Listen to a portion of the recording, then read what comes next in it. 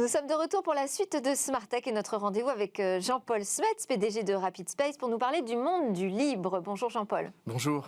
Alors il y a une actualité qui t'a fait réagir, c'est l'entrée en vigueur le 1er janvier de cette année de l'indice de réparabilité. Donc désormais les fabricants doivent faire figurer cet indice sur leurs produits. Alors sont concernés les ordinateurs, les télés, les smartphones, les tondeuses, les machines à laver.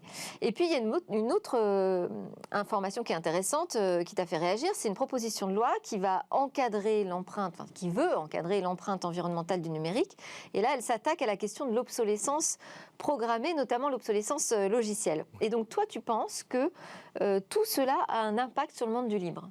Oui, et pas seulement dans le domaine du logiciel. Lorsqu'on cherche, par exemple, appareil ménager hors service sur Internet, on tombe sur un article du magazine Femme Actuelle qui explique comment aller sur le site happy3d.fr pour imprimer soi-même des pièces de rechange, comme par exemple la poignée d'un couvercle de cuisson. Il y a bien écrit sur le site que c'est du Creative Commons, une licence libre souvent utilisée par les artistes ou par les designers. Sous-titre de Femme Actuelle. Oui. Ça alors Voilà. Okay. Et c'est très bien. Ouais. Et on est en fait sur quelque chose d'assez pionnier en France, puisque cette initiative, ça date de 2016. J'ai vu ça dans aucun autre pays. Et c'est deux majors qui ont fait ça. Boulanger, la chaîne de distribution, et Cult. Cult, c'est une place de marché qui a été créée par Pierre Hérol et Hugo Fromont. C'est la plus grande place de marché mondiale de pièces imprimables 3D avec 2 millions d'utilisateurs. Et c'est français. Et alors d'où vient cette relation justement entre le libre et la réparabilité ? On la trouve dans d'autres domaines. On la trouve aussi dans le domaine des systèmes d'exploitation, avec un vieux problème. Si on regarde par exemple le marché et qu'on veut acheter un smartphone dégooglisé avec un système qui respecte la vie privée, et qu'on veut par exemple quelque chose qui vient de la eFoundation, 5 des 6 modèles qui sont mis en vente en fait sont des modèles qui sont soit réparables, soit issus du recyclage, avec 3 modèles Samsung recyclés en Europe et 2 modèles Fairphone néerlandais dont toutes les pièces sont réparables soi-même. Et c'est la même chose dans le domaine des serveurs et de l'infrastructure. Si on veut utiliser les mêmes technologies, par exemple, que Google ou Facebook, on ne peut pas les acheter à Taïwan, à Quanta, Mitac ou Wiwin parce qu'une PME n'a pas les commandes suffisantes pour commander en direct. Mais un Français qui s'appelle Jean-Marie Verdun a eu l'idée d'aller faire les poubelles de Facebook, de recycler les serveurs et de les mettre en vente auprès des PME dans une nouvelle société qui s'appelle IT Renew.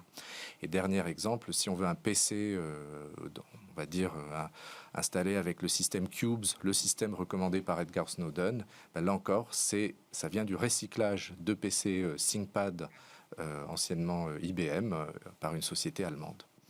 Et alors, si on pouvait choisir son système d'exploitation, on subirait moins de ralentissement, de baisse d'autonomie que ce qu'on constate aujourd'hui sur nos smartphones ou nos PC. Comment ça se fait qu'on ne puisse toujours pas d'ailleurs choisir son système d'exploitation ou sur son PC ou sur son smartphone d'ailleurs, hein. C'est quand même un combat qui est mené depuis longtemps. Depuis 20 ans, par un collectif qui s'appelle Racketiciel. Et on a, hélas, puisqu'en fait j'en ai fait partie, un problème de faiblesse de nos gouvernements en Europe. Donc Racketiciel, depuis 20 ans, a essayé d'expliquer que quand on achète un PC entre 300 et 400 euros avec un système vendu par ailleurs à un prix public de 200 euros, c'est difficile de dire que ce n'est pas un prix significatif et que ce n'est donc pas une vente liée ou forcée. Mais hélas, la Cour de justice de l'Union européenne en 2016 a sanctuarisé le principe de la vente liée. Et aujourd'hui, toutes les initiatives qui cherchaient à changer cela ont échoué. Et tu voulais nous dire quelque chose d'important à ce sujet ?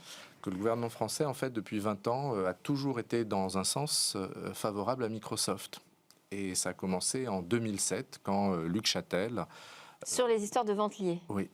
C'est-à-dire, à chaque fois qu'il y avait un amendement, il le rejetait. Quand il fallait envoyer à Bruxelles des instructions ou des propositions par rapport à ce sujet, probablement mal conseillé par son cabinet, il n'a cessé d'aller dans une direction consistant à dire que il vaut mieux pour un consommateur avoir un PC déjà installé avec un logiciel, puisqu'il n'existe aucune alternative européenne viable. Et là, on tombe toujours sur ce problème que nos fonctionnaires ou nos ministres ne sont absolument pas au courant de ce qui existe en Europe en termes d'alternatives, font des conclusions complètement absurdes sur l'absence d'alternatives, et vont en fait à la fin prendre des décisions complètement contraires aux intérêts économiques européens. Oui, on les appelle à regarder un peu Smart Tech un peu plus souvent. Et ça a continué, en fait, c'est ni de gauche ni de droite.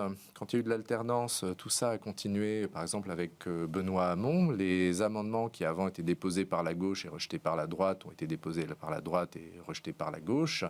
Benoît Hamon a repris exactement les mêmes positions que Luc Châtel, disons, en soutien de la vente liée, alors que le candidat Hollande, en fait, avait fait la promesse que les utilisateurs pourraient choisir leur système d'exploitation.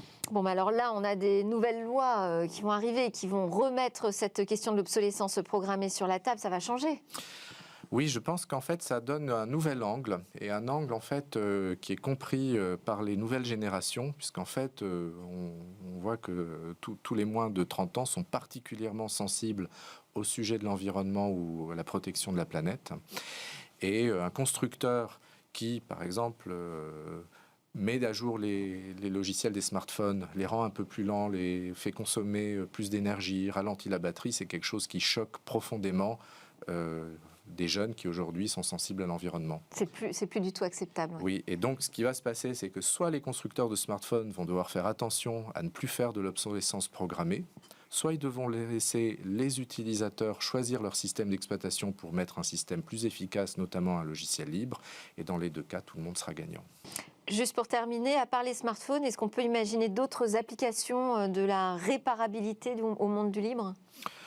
De façon générale, plus on aura de modèles 3D libres ou plus on aura de produits en licence libre que l'on peut fabriquer soi-même, plus on verra des ateliers de fabrication de la production localisée être localisés en France, et donc on aura moins de transport et moins d'émissions de CO2. Merci beaucoup Jean-Paul Smets pour ce décryptage de l'actualité sur l'indice de réparabilité et peut-être la fin de l'obsolescence programmée. Jean-Paul Smets, PDG de Rapid Space. Alors à suivre une innovation, on reste dans cette idée d'anti-gaspillage alimentaire.